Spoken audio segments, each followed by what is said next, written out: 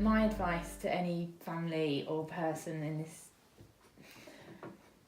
situation that no one wants to be in is, I think you aren't alone, but you do know best, and the people around you will help you and guide you with what you already know, and you might not feel like you know, but you do.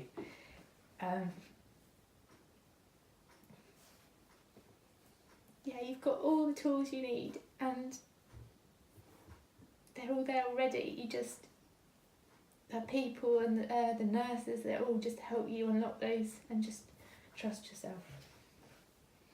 That'd be my advice. What advice would I give? I think I would say, I mean, we realised quite early, you can't be too proud to ask for help, and people want to help. I mean, it's not a nice situation to find yourself in, and people are desperate to do anything they can to help. But also, you can't expect people to understand what you're going through and what's going on in your head, and it's different from person to person. So, be really specific, ask people to do stuff.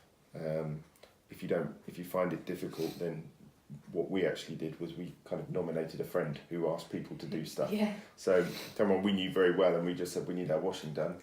And then he had a list of 100 people, and someone invariably came around and did our washing. I mean, I don't know kind of the best way of putting this, but I also think you have to just accept the situation for what it is. And it's horrible, and no one's pretending anything's any different, but we always thought it was our kind of responsibility with both Freddie and Arthur to make everything as fun as possible. And even the stuff that obviously isn't fun, like sitting in a hospital for 2 days, you can normally find a way of making that more fun. We didn't want to turn the last few weeks or months of Freddie's life into, a really horrible, miserable, sad house. We wanted it to be a happy place. And, it's difficult to do that, and it's difficult when you're surrounded by people who won't feel happy. But I think as the parent, everyone will take their lead from how you behave. And if you can find it in yourself to try and, just eke bits of positivity out from any way you can, other people will be. And to me, that made the whole experience a lot easier. I would have found it very difficult if we'd have just, fallen to pieces and had to be emotionally supported by everybody as we went through something that was terrible. So for me... Well, it's our turn now. Yeah.